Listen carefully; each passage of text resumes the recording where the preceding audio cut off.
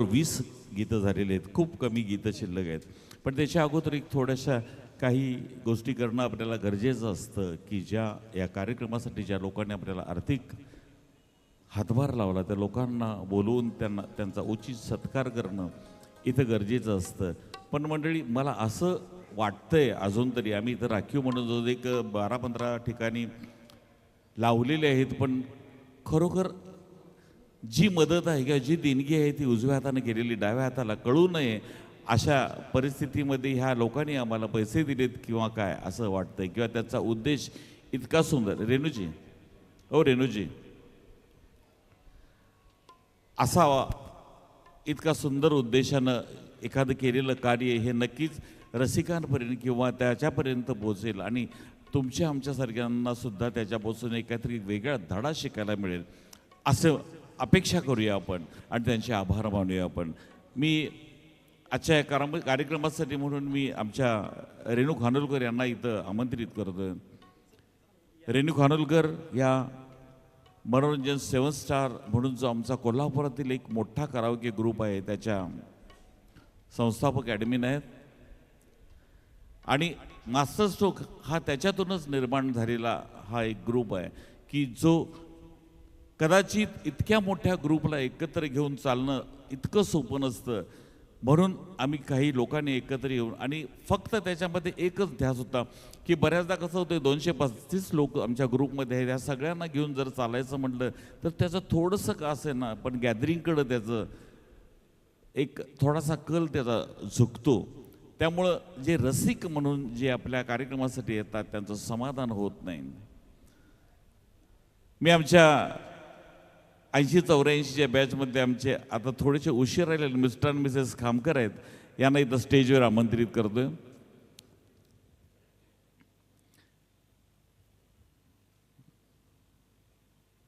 अच्छा, आपल्या कार्यक्रमाचे जे प्रायोजक होते हेवन ट्रॅव्हल्स यांचे कोणी प्रतिनिधी आहेत का? त्यांना 2दा मी फोन केला होता, पण खूप मोठं सहकार्य त्यांनी आपल्या इथे केलेलं आहे आणि त्यांना मी तसं वचन पण दिलेलं होतं की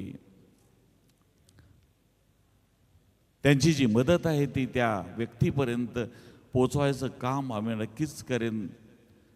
कारण एखाद्याला आर्थिक मदत करणं आणि ती धाडसानं करणं, आमचे चैतन्य पाटील सर ज्यांनी पहिल्यांदा आम्ही या कार्यक्रमाची जी एक संकल्पना होती त्यांच्यासमोर आम्ही मांडली, एक अशी व्यक्ती आम्हाला भेटली की पहिलीच व्यक्ती होती, त्याने आपल्या खिशाला असणारे, आपल्या कपड्याला असणारे 4ही खिसे चापचले आणि त्या 4ही खिशातून गोळा होणाऱ्या पाकिटासकट सगळ्या पैसे काढून सगळे आम्हाला दिले.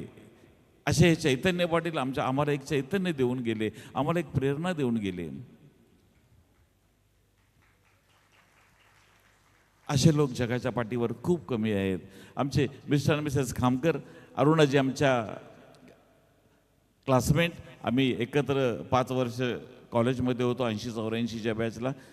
सर त्यांचे पतिदेव दोघंही BSNLमधून क्लास 1 ऑफिसर म्हणून आता रिटायर झालेले आहेत. मस्त आयुष्य जगत आहेत. दोन्ही मुलं परदेशात आहेत. मस्तपैकी त्यांचं एन्जॉय चाललं आहे. ते पण आता 2 दिवसापूर्वी परदेशवारी करून आलेत. आता या लोकांना इथं अशासाठीच बोलवले. फक्त 2 मिनिटात आपण आपल्या आजच्या कार्यक्रमाचे जे ताहिरा शेख आणि विधी बावणे या 2 मुली आहेत, त्यांचे पालक किंवा ते मुली इथं जर आले असतील तर त्यांनी पटकन स्टेजवर यायचं आहे, किंवा त्यांचे प्रतिनिधी जर इथं कोणी आले असतील, पूनम जरा स्टेजवर यायचं आहे.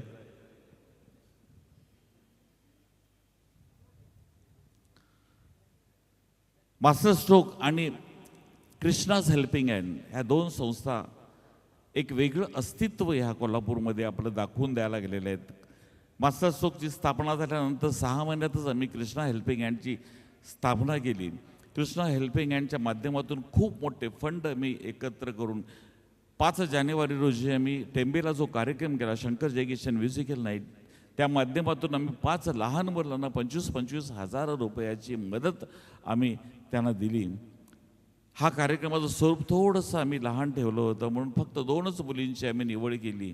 फक्त एकच इच्छा असते की कुणावर हा असा प्रसंग येऊ नये एवढीच आपण देवाकडे एक आपण प्रार्थना करूया.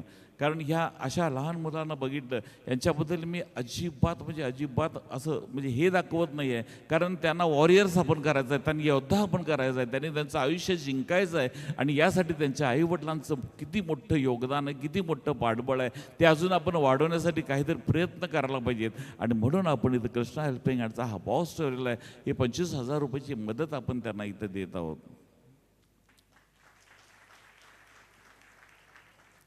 विधी भावने आलेले नाहीत का? नाही आणला काय? होय काय? सगळ्यात महत्त्वाचं मी मगापासून हाक मारायला लागलो तुला, पूनम थोरात. कृष्णास हेल्पिंग हँड जी संकल्पना जी आहे ती तिची आहे. आणि ह्या सगळ्या संकल्पनेला आकार द्यायचं खूप मोठं काम ती करते आहे. तिच्या फक्त तिला पाठबळ द्यायचं काम आम्ही करतोय. आणि तिला यात यश असंच मिळत जावे हे आपण तिला आपण आशीर्वाद देऊया. आणि ह्या कोल्हापुरात मला खूप आश्चर्य वाटतंय. आम्ही फक्त 6 महिने झालेत आम्ही आता याचं रजिस्ट्रेशन करतोय. पण अक्षरशः महाराष्ट्रातून फोन आम्हाला यायला लागलेत. म्हणजे गरजू लोकांपर्यंत हे नाव कसं जातं, खरोखर तो वरती बसलाय त्यालाच जातं. किती लोकांनी आम्हाला रिक्वेस्ट केलं, पण सध्या आमचे तेवढे ताकद आमची तेवढी नाही आहे.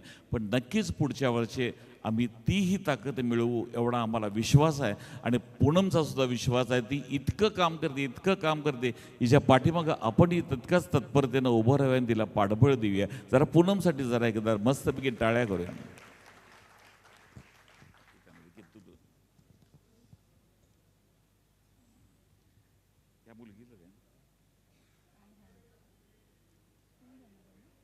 नाही रेणूजी ना द्या.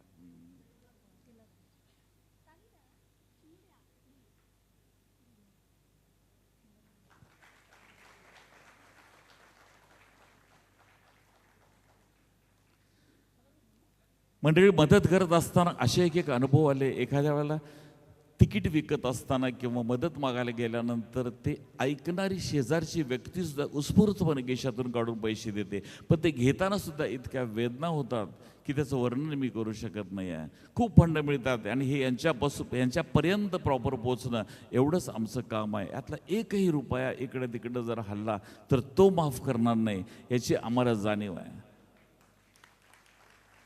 मिळालेला प्रत्येक पैसा ह्या जिल्ह्यातल्या मुलांना, लहान मुलांना, आणि आमचं टार्गेट इतकंच असणार आहे की आपण दिलेले पैसे कारणीभूत लावावेत. मध्येच आम्हाला एक खूप लांबून अशी एक रिक्वायरमेंट आली होती, म्हणजे मुंबईवरून आली होती खरं सांगायचं. म्हणजे त्याचं बजेट होतं 30 लाख. नाही आम्ही पोहोचू शकत तिथंपर्यंत. आम्ही त्याला नाही म्हणून सांगताना सुद्धा कितीतरी वेळेला विचार करायला लागला आम्हाला. पूनमनं तर किती वेळेला माझं डोकं खाल्लं, आपण सर का त्याच्यासाठी काय करूया, त्याच्यासाठी काय करूया. अरे आपण काहीच करू शकत नाही म्हटलं, कारण एवढी आपली ताकद नाही आहे.